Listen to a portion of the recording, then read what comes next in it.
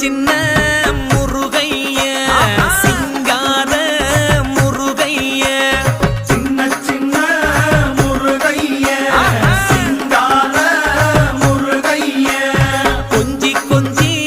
தமிழ் பேசும் செந்தில் வடிவேலனவ கொஞ்சி கொஞ்சி தமிழ் பேசும் செந்தில் வடிவேலனவ சின்ன சின்ன முருகைய சிங்கார முருகைய கொஞ்சி கொஞ்சி தமிழ் பேசும் செந்தில் வடிவேலனவ சுப்பிரமணிய சாமி என்பார்,